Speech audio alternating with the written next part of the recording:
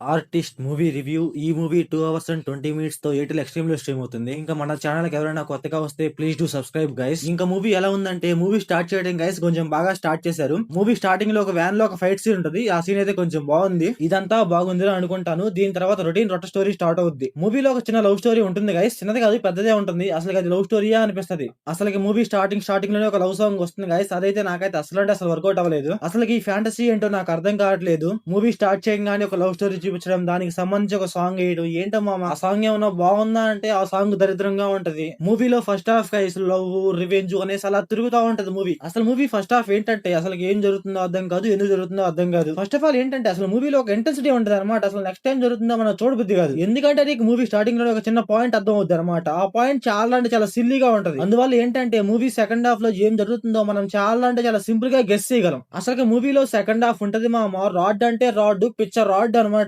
అసలు మూవీలో second half లో ఒక 1 hour గేమ్ ఉంటుంది గైస్. అసలు ఆ గేమ్ ఎందుకో నాకు అర్థం కాలేదు. అసలు మన విలన్ అక్కడికి ఎందుకు వచ్చాడు, వాడు ఏం చేస్తున్నాడు మనకి ఏం అర్థం కాదు. ఆ గేమ్ లో ఏంటంటే మన విలన్ గైస్ అందరినీ చంపేస్తా ఉంటాడు. అసలు ఎవడు భయపడకుండా ఏందో సరసాలాడుతున్నట్టు ఏదో లవ్ చేసుకుంటూ అక్కడ అంతా ఏదో కామెడీ కామెడీ అవుతా ఉంటది. ఏంటంటే వాడు చంపేస్తున్నాడ్రా, మన ప్రాణాలు పోతాయని ఎవరికీ ఉండదు. జస్ట్ ఏంటంటే ఎవరినన్నా చంపుతుంటే ఏదో భయపడుతున్నట్టు ఒక చిన్న ఓవర్ యాక్షన్ చేస్తారు అంతే. ఇదంతా ఒక 10 or 20 minutes ఉంటే ఓకే పర్లేదు అని అనుకోవచ్చు. కాకపోతే ఏంటంటే 1 hour ఉంటది. ఆ 1 hour ఏమన్నా బాగుంటదా అంటే పిచ్ అంటే పిచ్ లాగ్. నాకైతే వరస్ట్ అనిపించింది గైస్. మూవీలో ఏమైనా బాగుందా అంటే ఫస్ట్ హాఫ్ లో ఒక చిన్న ఫ్లాష్ బ్యాక్ స్టోరీ ఉంటది గైస్. ఆ ఫ్లాష్ బ్యాక్ స్టోరీ కొంచెం ఓకే ఓకే అనిపించింది అంతే. ఆ ఫ్లాష్ బ్యాక్ స్టోరీ ఏంటంటే చాలా అంటే చాలా రన్ టైం తక్కువ ఉంటుంది. ఇంకా కొంచెం రన్ టైం ఇచ్చుంటే కొంచెం బాగుండి అనిపించింది ఆ స్టోరీకి. అలాగే క్లైమాక్స్ లో ఒక చిన్న ట్విస్ట్ ఉంటుంది గైస్. అది కూడా కొంచెం పర్లేదు, ఓకే ఓకే అనిపించింది. అసలు మూవీలో మెయిన్ థింగ్ ఏంటంటే రివెంజ్ అంటారు. అసలు ఆ రివెంజ్ పర్ఫెక్ట్ గా ఉండదు అనమాట. ఇంకా ఈ మూవీ ప్లాట్ లైన్ ఏంటంటే మూవీ స్టార్టింగ్ లోనే ఒక కిల్లర్ పోలీసుల నుంచి తప్పించుకుంటాడు. తప్పించుకొని ఏం చేశాడు, అసలు ఎందుకు తప్పించుకున్నాడు, దానికి మన హీరోకి ఏం సంబంధం అనేసి మన మూవీలో చూస్తాం.